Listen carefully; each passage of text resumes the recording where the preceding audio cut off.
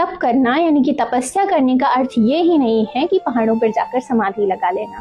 तप के लिए योग दर्शन में पतंजलि मुनि जी कहते हैं तपो द्वंद्व सहनम, अर्थात द्वंद्वों को सहना ही तप है। जो भी हमने कर्म करने का निश्चय किया है, जो भी अच्छा कर्म हम करना चाहते हैं, उसमें जो भी बाधाएं आती हैं, जैसे दुख सुख, गर्मी सर्दी, भूख प्यास, मान अपमान, ऐसे द्वंद्व जब आते हैं, उन द्वंद्वों को सहने के बाद भी वो कार्य करना ही तप कहलाता है। और ये हम किसी भी कार्य में कर सकते हैं, जो भी अच्छा कार्य हम कर रहे हैं। तप करने से हमारे स्थूल शरीर के संस्कार कम होते हैं। जैसा कि हमने पिछले वीडियो में देखा था कि 3 शरीर होते हैं, तो उसमें से स्थूल शरीर के संस्कारों को अगर नष्ट करना है तो हमें तप करना चाहिए।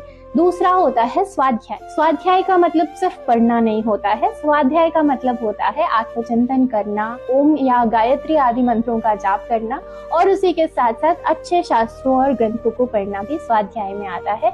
इससे हमारा मन अच्छा होता है, हमारी बुद्धि अच्छी होती है, जिसे हम सूक्ष्म शरीर बोलते हैं। तो दूसरा जो शरीर है हमारा, इससे शुद्ध होता है। इससे हमारे सूक्ष्म शरीर के संस्कार नष्ट होते जाते हैं। और तीसरा क्रिया योग है ईश्वर प्रणिधान, यानी कि जो भी हम कर्म कर रहे हैं उसके फल को ईश्वर को समर्पित करते जाना। हम गीता के माध्यम से देखें तो इसे निष्काम कर्म बोल सकते हैं, यानी कि जो भी हम कर्म करें उसको ईश्वर को समर्पित कर दें कि जो भी फल आएगा भगवान जी आप देख लीजिएगा। इससे हमारे संसार की चीजों से दिमाग हटकर, मन हटकर प्रभु ईश्वर में लगने लगता है। इसीलिए ईश्वर प्रणिधान करने से जो हमारा कारण शरीर है उसके संस्कार नष्ट होते जाते हैं।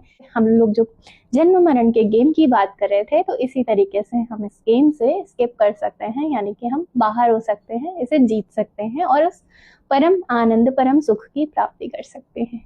ओम नमस्ते।